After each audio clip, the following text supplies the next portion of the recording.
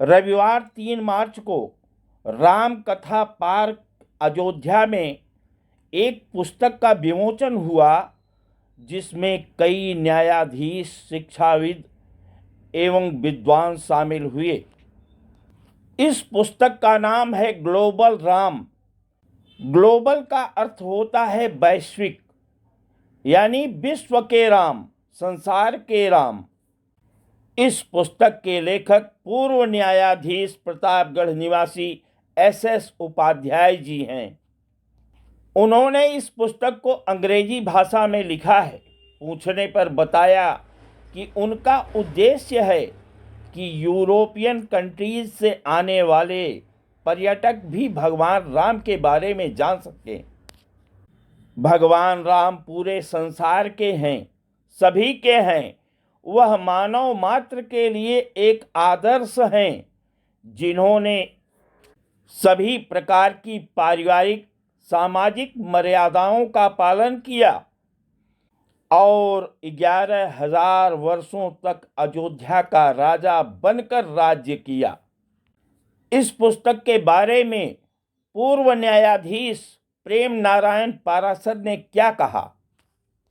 की complex problems में संगत न हो और राम राज्य के सूत्र, राम राज्य के नियम, राम राज्य की प्रक्रिया जो भी थी वो आज के समय में कितनी उपयोगी और सार्थक सिद्ध होती है, इस पुस्तक में सब प्रमाणित किया गया है।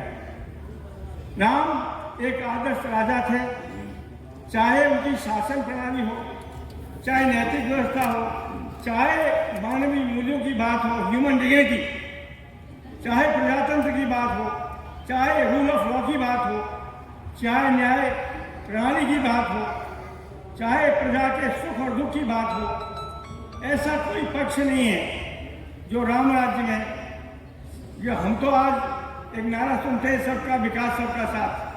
भगवान राम ने, श्री राम ने अपने राज्य में प्रजा का पूरा ख्याल रखा। एक सोशल वेलफेयर स्टेट, जिसका कंसेप्ट हम अब सुनते हैं, समझते हैं, पढ़ते हैं, सोशल वेलफेयर स्टेट कायम की। किसी वर्ग को कभी भी उपेक्षा नहीं की, चाहे सवई हो, चाहे नाविक हो, चाहे कोई और हो, चाहे अयोध्या के किसी वर्ग का कोई व्यक्ति हो। किसी की आलोचना कोई करता है, राजा की आलोचना भी अगर करता है, तो उन्होंने उसको ये कहा कि आप कोई भय न समझें, मेरी भी त्रुटि है तो मुझे बता दें। मैं मानस की चौपाइयों का उदाहरण नहीं देना चाहता हूँ कि समय कम है, आगे शास्त्रार्थ का कार्यक्रम होना है। इस पुस्तक को पढ़ने के उपरांत ही आपको ये पता लगेगा कि राम राज्य में पार्लियामेंट्री डेमोक्रेटिक सिस्टम क्या था।